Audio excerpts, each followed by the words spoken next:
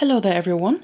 Today I'm going to show you how to make this beaded half round wire Kumihimo bracelet. And this is what mine looks like here, so with the materials that I've used. So I just used copper wire and then matched that up with these blue sparkly rondelle beads because they're faceted. So they add a really nice sparkle to the piece there, as you can see. So you have your nice half round braid running through the center and the beads on the edge, and I finished it off with some clasps as well. So if you want to learn how to make this bracelet, then keep watching. So it's these materials here that we're going to need. First of all, I have my disc, and this is a square Kumihimo disc. Now you can use the round one, I'm just using the square one in this case because I have it handy, but it'll give the same result regardless which one you use. And then we need our wire. So here I have a 0.8mm regular round copper wire that I'm using, but you can choose whatever wire that you want to use. And the beads that I'm using are these 2x3mm blue rondelles, and they're faceted so they add a lovely sparkle to the piece as well. And I'm then finishing off my braid using these 10mm ribbon ends, and we're going to use them as well to attach our clasp. So I have a lobster claw clasp, extender chain and jump rings there. So let's get all the materials together and let's get started. I then cut the lengths of wire that we're going to need here. So what I have is 8 lengths of about 35cm each, and I've also straightened them out so there's no kinks or bends in them. Then towards one end I've added some tape and then bent back the tiny little ends on the other side there, so we have a nice and secure starting point. I then attach my wires onto my Kumihimo disc here by putting the end with the tape down through the hole in the center of the disc, and then distributing the wires like this. So I have 2 lengths in the 2 middle slots on the top, 2 in the 2 middle slots on the bottom, so opposite each other, and then also there in the middle slots on the side. So we have pairs opposite each other all the way around. And then I'm holding on to the wires there underneath the disc as I'm making the braid and not the actual disc itself. So we're just going to start the braid off first of all here before we start adding in any beads as well. So I'm going to start with the top right wire, release that, and then every time I release a wire I always straighten it out using my hands and fingers, and then bring it from the right side over towards the left, again making sure I kind of straighten it out, smooth it out as I go.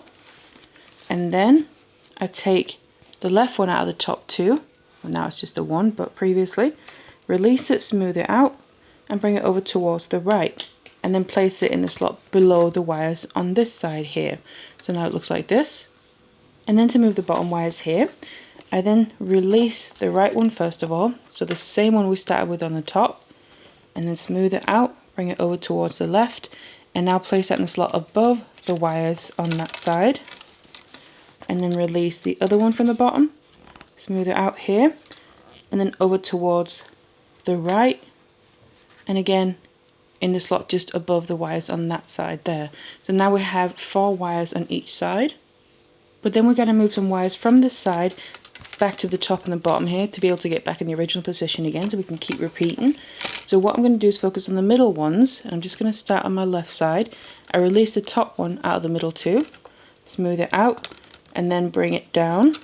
And I always kind of like to press against, once the braid is forming, we're just beginning out here now, but press against the braid in the middle there, and then bring it down into the left of the 2 middle slots, so stay on the same side of the disc.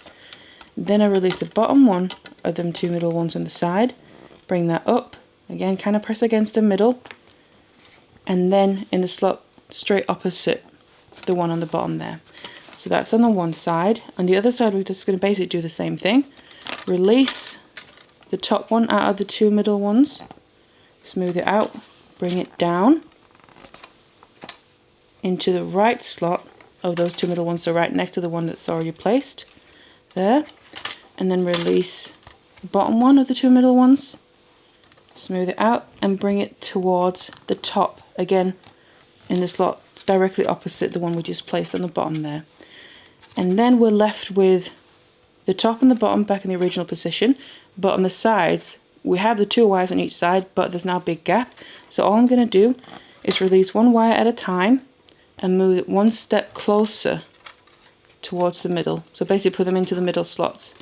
So the 2 wires move 1 slot towards each other basically to close up that gap. And do the same on the other side. and now we have all the wires back in the original position. So you want to repeat this about 4 times, just so we have a beginning part of the braid that we can use to finish it off before we start adding in any beads. I then did my 4 rounds of braid here, and then I'm going to start a new round in the exact same way. So I take my top right wire, bring that out to the left, below the others, and then the left one from the top there, out towards the right. So we're kind of bringing them towards opposite sides of the disc, and place them in that slot underneath the others. And then I bring the bottom ones. The right one goes over to the left, but above the wires on the side. And then the left one goes out to the right, and again above the other wires. So that's now the top and the bottom ones moved. And then we reach the side ones again. And it's then here on the side that we want to add in our beads. So I'm going to start on one side first of all. And first, again, focus on those middle wires. Release the top one of the 2 middle ones. And I'm just going to bring that down like normal into the bottom there, staying on the left side of the disc where I'm taking it from. And then I'm going to release the bottom one of those 2 middle ones on the side. Straighten it out, make sure you smooth it out nicely so there's no kinks in it. And then it's this one that I want to add a bead onto. So I just add that onto the end of the wire and then let it drop all the way down to sit right in there. And then you want to make sure it kind of tucks all the way in.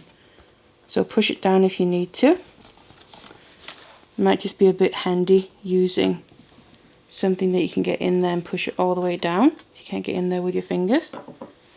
And then once the bead is in place, making sure it's underneath those 2 wires going out to the side, I then take the wire and bring it up to the top in the exact same braid structure. Now the only difference is that we've added in that bead along the way. So that's one side where we added the bead. Then I want to repeat the same on the other side here. So first of all, bring the top one of the 2 middle ones down into the slot next to the other wire, and then release the bottom one of the 2, smooth it out so it's easy to put on the bead, and then add your bead onto that one so it's on the bottom ones of those middle wires on the side that we add the bead every time. Let it drop all the way down. Again, make sure it just tucks in all the way, and then bring the wire towards the top, just like that. And then we need to close up the gaps on the side. So make sure when you're closing these gaps that you just keep an eye on those beads, that they stay underneath of these wires going out to the side. So if you need to just lift, you release that and then lift it up a bit to make sure it goes over the top of that bead, then you can do that. And then place them back in the middle there. Well, we now then have the wires back in the original position again. And that's all there really is to adding in the bead. So it's the exact same braid structure. We're just adding in the bead on the side there along the way. So now you just want to keep repeating this, adding in the beads every single round now in the same way that I just showed you until you reach the length that you need. And then when we're done adding in the beads, what we then want to do is make another 4 rounds with just the wire so we can then replicate the other end. So then we take our braid off the disc and it looks like this here. So you can see you get that really nice effect of the actual braid with the wire running through the middle, but then you have the beads on the edge just adding that nice interest to it there as well. And in this case sparkle, because it's the faceted beads that we used. So now we just need to finish off the ends. For that I take a pair of flush cutters or wire cutters, and then I'm going to do the same on both ends. We just want to cut straight across here so the end of the braid is going to fit inside the ribbon end, but leave some space after the first or the last beads. So just cut straight across the braid.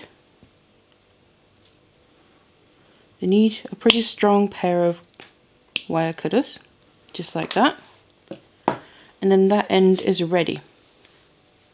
I then take some glue here so we can have extra security inside the ribbon end, and then I just apply this using a toothpick.